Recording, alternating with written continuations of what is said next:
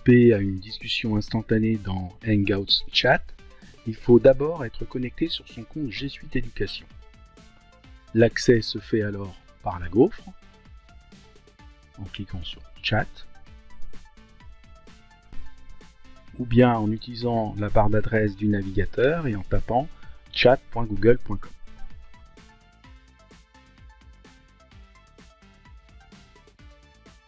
Un écran d'accueil est présenté pour la première utilisation, mais ici on va l'ignorer.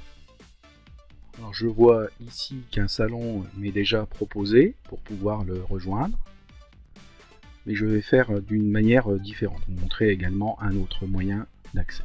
Il faut activer les notifications de façon à être prévenu lors de l'arrivée d'un nouveau message, et dans le volet de gauche, on va rechercher un salon.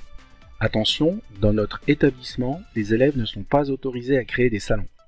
Pour faire respecter cette règle, une alerte mail pour signaler toute création de salon est envoyée à l'administrateur G Suite, qui peut contrôler si la création vient d'un élève ou non. Le nom de la personne qui a créé le salon est indiqué dans le mail. Si cela vient d'un élève, il risque des sanctions, donc un élève ne doit pas créer de salon. D'autre part, il faut savoir qu'un salon créé ne pourra pas être supprimé. Donc il faut choisir parcourir les salons. Les salons auxquels l'élève est invité se trouvent ici dans la liste en bas. Il peut y en avoir plusieurs. Il suffit de cliquer sur le petit plus pour pouvoir rejoindre le salon.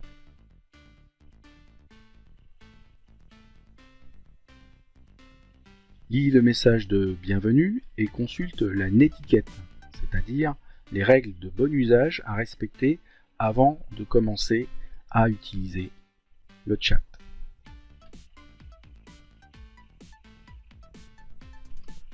Prends bien le temps de regarder en détail toutes les diapositives, il y en a 7, et surtout n'hésite pas à consulter régulièrement cette netiquette le temps que tu t'habitues aux bonnes pratiques. Ce salon est le salon de ta classe. Tu pourras donc l'utiliser pour discuter sur un sujet en rapport avec le travail scolaire avec tes camarades de classe. Ton professeur principal est membre du salon.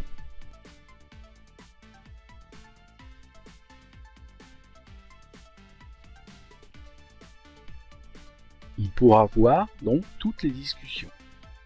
D'autres professeurs rejoindront le salon le temps d'une intervention en direct, en principe aux heures habituelles de ton emploi du temps, sauf indication contraire. Ce professeur pourra ainsi donner des informations, poser des questions à la classe ou répondre aux questions posées par tes camarades sur un point du cours, mettre des liens vers des documents, une vidéo ou démarrer une classe virtuelle s'il a besoin de présenter son écran. Il faut donc que tu sois présent à ces moments-là et que tu sois à l'heure pour mieux suivre les échanges.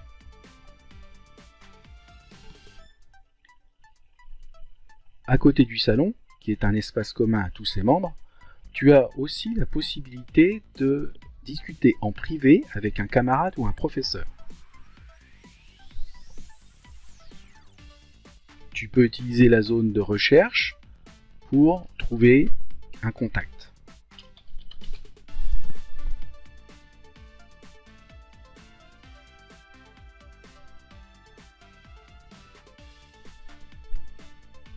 Ici, il s'agit d'un espace privé de discussion. Les discussions privées restent privées. Simplement, tu ne pourras pas désactiver l'historique dans une conversation privée. Des traces sont conservées dans les archives du serveur de chat, mais seul l'administrateur G Suite de l'établissement aura le droit d'y accéder sur demande éventuelle de la justice en cas de non-respect de la loi, par exemple dans des cas de harcèlement, etc. Respecte bien les règles et tout ira bien. Tu trouveras sur le volet de gauche la liste de tes contacts pour des conversations privées et enfin le salon de ta classe qui sera utilisé par tes professeurs et par tes camarades. C'est un espace de discussion que tu pourras utiliser pour travailler de manière collaborative. Voilà, j'espère que cette vidéo t'aura été utile pour comprendre comment participer à une discussion instantanée avec tes camarades de classe ou tes professeurs dans le salon de ta classe. À bientôt!